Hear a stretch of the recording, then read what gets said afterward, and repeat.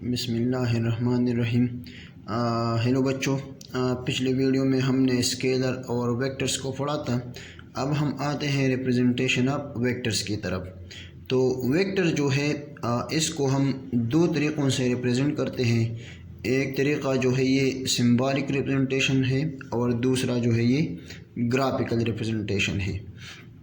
तो सिंबॉलिकली तो यहाँ पर हमने लिखा हुआ है कि vectors can be represented by two ways, that is symbolically and graphically. तो सिंबॉलिक रिप्रेजेंटेशन ऑफ वेक्टर्स की तरफ आते हैं। Symbolically vectors can be represented by three ways. Symbolically vector को हम तीन तरीक़ों से रिप्रेजेंट करते हैं।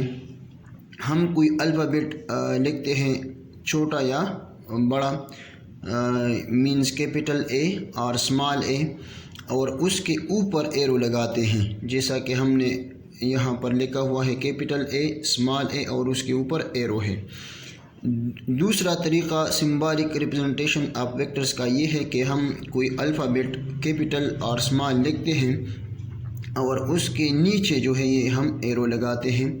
ये दूसरा सिंबॉलिक रिप्रेजेंटेशन ऑफ वेक्टर्स का तरीक़ा है। इसको भी हम वेक्टर को हम इस तरीके से भी रिप्रेजेंट करते हैं।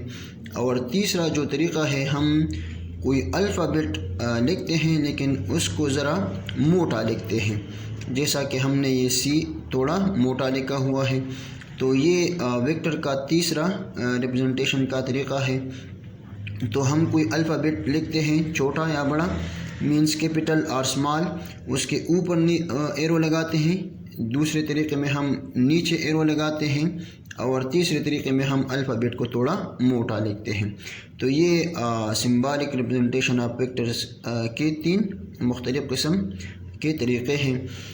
हम 9 class, 10 class, first year, second year up to second year हम ये जो पहला वाला तरीक़ा है, यानी अल्फ़ाबेट कैपिटल और स्मॉल और उसके ऊपर एरो, हम सेकंड ईयर क्लास तक हम यही तरीक़ा फॉलो करेंगे।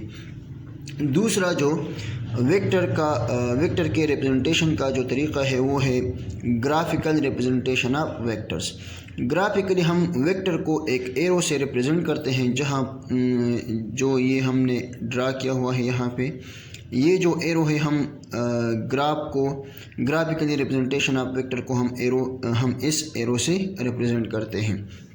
तो यहाँ पे मैंने लिखा हुआ है कि when we represent a vector graphically we use coordinate system. चूँकि वेक्टर को हम एरो से रिप्रेजेंट करते हैं और वेक्टर्स को रिप्रेजेंट करने के लिए हम कोई कोऑर्डिनेट सिस्टम को यूज़ करते हैं, तो इसलिए मैंने यहाँ पर लिखा हुआ है कि when we represent a vectors graphically we use coordinate system. Vectors को हम कोऑर्डिनेट सिस्टम में चूँकि रिप्रेजेंट करते हैं, तो यहाँ पे मैंने कोऑर्डिनेट सिस्टम ड्रा किया हुआ है जो कि एक्स वाई एक्सिस है। यानी एक्स वाई एक्सिस को कोऑर्डिनेट सिस्टम कहते हैं। इस किस्म के कोऑर्डिनेट्स को हम कार्टेशियन कोऑर्डिनेट्स भी कहते हैं।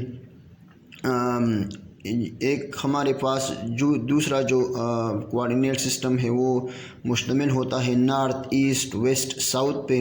तो नॉर्थ ईस्ट वेस्ट साउथ पे जो कोऑर्डिनेट सिस्टम मुश्तमिल होता है उसको हम जियोग्राफिकल कोऑर्डिनेट्स कहते हैं।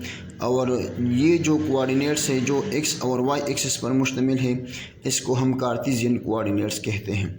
So when we represent a vector in coordinate system we have to follow some steps। तो यहाँ पे मैंने लिखा हुआ है कि steps to represent a vector graphically। पहले हम कोऑर्डिनेट सिस्टम को ड्रा करेंगे। स्टेप नंबर 1 में हम कोऑर्डिनेट सिस्टम को ड्रा करते हैं, जैसा कि एक्स और वाई एक्सिस। स्टेप नंबर 2 में हम एक स्ट्रेट लाइन को ड्रा करते हैं इसी कोऑर्डिनेट सिस्टम में। यानी स्टेप नंबर 2 में मैंने लिखा हुआ है कि draw a straight line in coordinate system. एक स्ट्रेट लाइन जो है ये हम ड्रा करते हैं इसी कोऑर्डिनेट सिस्टम में। ये जो है ये ओरिजिन से ये जो स्ट्रेट लाइन दिखाई देती है, ये स्ट्रेट लाइन जो है ये हम ड्रा करते हैं इसी कोऑर्डिनेट सिस्टम में। स्टेप नंबर 3 जो है cut the line according to the given scale. अगर हमें कोई कहे कि 50 मीटर वेक्टर ड्रा करो, तो 50 मीटर वेक्टर जो है ये इस पेज पर नहीं आता, तो हम एक स्केल को मुंतखब करते हैं। स्केल हमारे पास ये होता है कि अगर हम कहें कि 1 centimetre is equal to 10 metre, so 5 centimetre will become 50 metre. So इस स्केल के मुताबिक 5 सेंटीमीटर के बराबर हम पैमाने से इस स्ट्रेट लाइन से कट लेंगे। तो cut the line according to the given scale. So इस स्केल के मुताबिक हम इस स्ट्रेट लाइन से 5 सेंटीमीटर के बराबर वेक्टर को काट लेंगे। आखिरी स्टेप में put in arrow according to the given direction of the vector। the given direction of vectors के मीन्स जिस डायरेक्शन में वेक्टर ड्रा करना हो उसी डायरेक्शन में आपने उस कट पे यहाँ एरो लगाना है। तो मैंने यहाँ पर लिखा हुआ है कि put in arrow, by putting arrow we will get vector A is equal to 50 metre. जब हम इस एरो को यहाँ पर पुट करते हैं तो हमें वेक्टर ए मिलता है 50 मीटर, जो कि हमारे स्केल के मुताबिक 5 सेंटीमीटर 50 मीटर के बराबर था। तो हम स्केल से बड़े बड़े वेक्टर्स को छोटे छोटे वेक्टर्स में ड्रा कर सकते हैं। यहाँ पर अगर ये बात कंफ्यूज लगता हो तो कन्फ्यूज़न को दूर करते हैं कि हम इसी स्ट्रेट लाइन से 5 सेंटीमीटर के बराबर पैमाने से काट लेते हैं।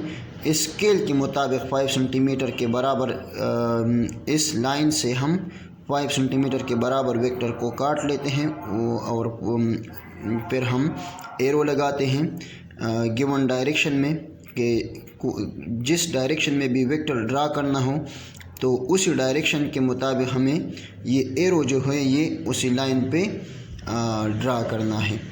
Thank you very much and all the very best of luck.